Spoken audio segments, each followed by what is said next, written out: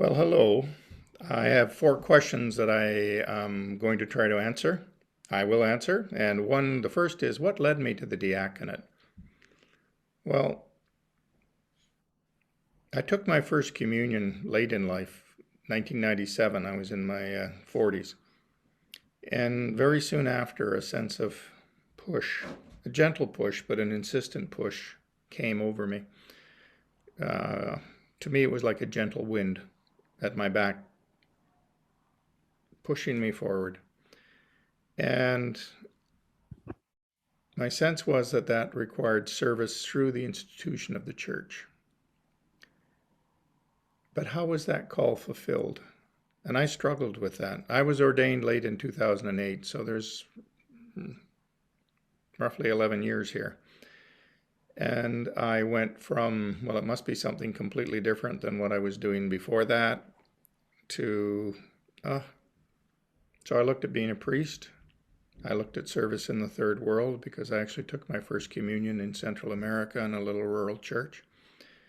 And to that, I just felt a sense of indifferent silence. I didn't get any response at all internally.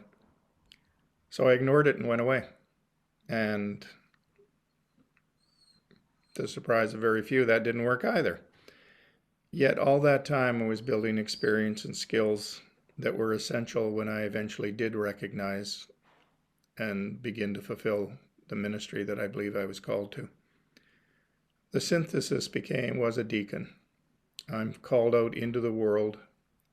Church is a great place to be for a day or two in the week, but not 7 days of the week. I need to be outside. I'm not a monk. And we recognize when the call, we don't choose a call. We recognize it. We can choose to recognize it, but we don't decide that that's our call. We recognize that this is our call. My focus as a deacon has been reconciliation. It started in work. At that time, I was working for a government of Canada that had responsibility for what I'll call public lands. And I worked on their behalf with First Nations and with other stakeholders, environmentalists, forest companies, mining companies, local communities, around trying to reach a consensus arrangement for the Pacific coast of Canada from roughly the Alaska Panhandle south to the middle of Vancouver Island. That's now called the Great Bear Rainforest by many. In that job, when I was with the province, the job was a deal weaver. After the deal was made, and we had a consensus agreement, a group of First Nations came to me and asked if I would work for them and assist them in the implementation.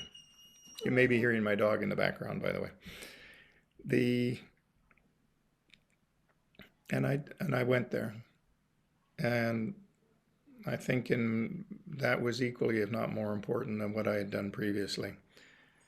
And as a deacon, I saw my role as giving others, in this case First Nations, a more full and powerful voice. It was not to be their voice. That's creating an icon out of yourself. That should only be in the last worst case scenario that you become their voice. But I could help them strengthen their voice, not where they wish to go, but good ways to get to where they wish to go. And all this work in both roles with the First Nations and before that with the provincial government, most of what I did was trying to build a working level of trust among disparate groups. And faith itself is also a matter, in my mind, of trust.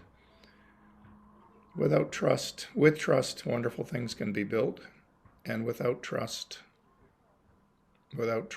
it will fall to sectarian warfare.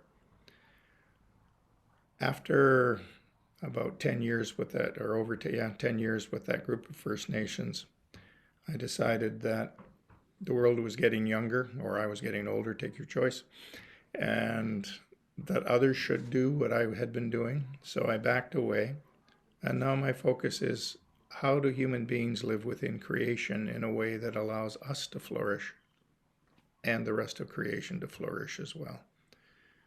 And that verb flourish is important to me because that's the basis of reconciliation work, not to have a war and have a new set of overlords, but to have a working level of trust where we're all God's children, we're all God's creation, and everything has value.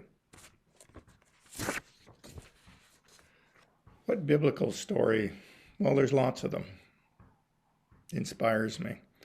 But the one that most captured me, and the phrase went on my business cards, I'm old enough to still have business cards, is from the Good Samaritan. Go and do likewise.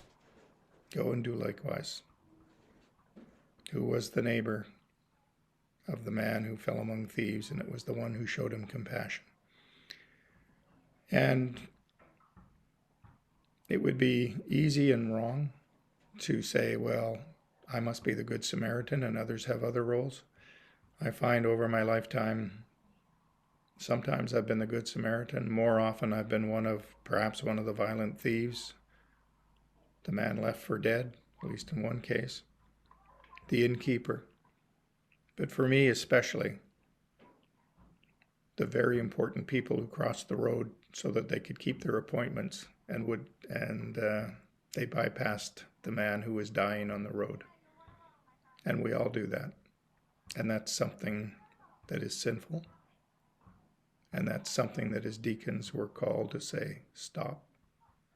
And I will say one of the few benefits, if you wish, of age is that increasingly I no longer cross to the other side of the road to keep my appointment. As a deacon, what images of diaconia are important to me? And the churches are full of images, icons. But perhaps because I am a deacon, the image that resonates with me is out into the world. And that image is of a river flowing, sometimes quickly, sometimes almost stagnant. There's countercurrent, so the river goes one way and the countercurrent brings you back. Any of you who have canoed on rivers will know how that works. There's even an extreme drought. Major parts of the river can dry up. But that river leads us to God, and we need to honor the river. We need to do what we are called to do while we are on that river, and always have faith that the river is going towards the sea.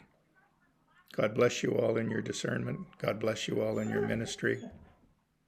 Thank you.